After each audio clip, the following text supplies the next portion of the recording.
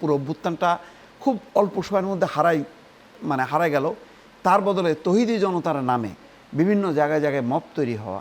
এখনও আমার ধারণা যে ওই যে বেলি রোডের নাট্যাঙ্গন, প্রধানমন্ত্রীকেও ধন্যবাদ যে তিনি সপরিবারের নাটক দেখতে গেছেন।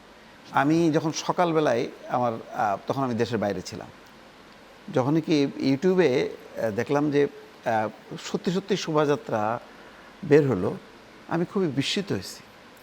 কারণ আমার কাছে মানে বেশ কিছুদিন 1-1.5 বছর ধরে বা 2 বছর ধরে এমন একটা শঙ্কা বিরাজ করছিল যে এইটা কি আসলে উৎসবমুখরভাবে পালন হবে, এটা কি সম্ভব করতে পারবে, এইরকম একটা শঙ্কা ছিল।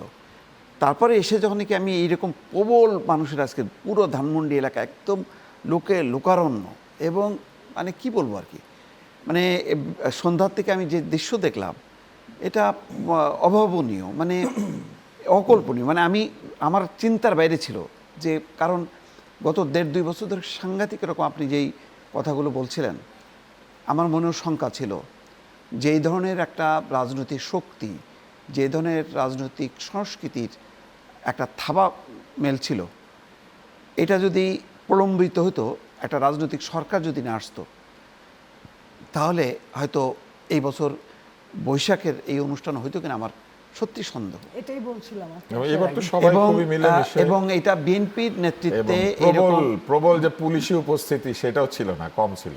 এক্স্যাক্টলি, আমি জানি না কি আলাদিনের চেরাগ নিয়ে আসলো বিএনপি সরকার, যে প্রথম 1-1.5 মাসের মাথায় এসে তারা এরকম একটা অনুষ্ঠানের নিরাপত্তা নিয়ে গত কয়েকদিন থেকে দফায় দফায় তারা ব্রিফিং করছিল এবং আশ্বস্ত করছিল, কিন্তু আমি কিন্তু আশ্বস্ত হচ্ছিলাম না।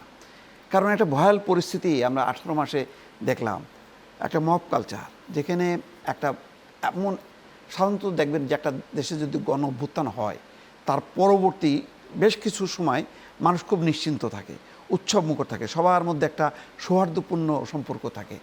তার বদলে এবার অভ্যুত্থানটা হয়ে গেল একটা ভয়াল একটা পরিস্থিতিতে ঢেকে গেল। পুরো অভ্যুত্থানটা খুব অল্প সময়ের মধ্যে হারাই গেল। তার বদলে তৌহিদি জনতার নামে বিভিন্ন জায়গায় জায়গায় মব তৈরি হওয়া। এখনও আমার ধারণা যে ওই যে বেলি রোডের নাট্যাঙ্গন, প্রধানমন্ত্রীকেও ধন্যবাদ যে তিনি সপরিবারের নাটক দেখতে গেছেন।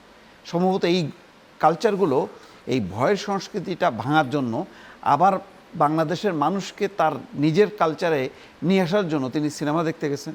যদিও ইংলিশ মুভি ছিল, কিন্তু হলে তো গেছেন। সিনেমা তো সিনেমা, তার কোনো ইয়ে নাই, আন্তর্জাতিক মাধ্যম এবং তারপরে সিনেমার ভাষা আসলে আন্তর্জাতিক। নাটক দেখতে গেছেন, এটা তো আরও একটা প্রাপ্তি। আমার ধারণা যে এটা আমি বলবো যে এক ধরনের বিপ্লব, কারণ আমরা কিন্তু একটা ভয়ের কালচারের মধ্যে ঢুকে যাচ্ছিলাম।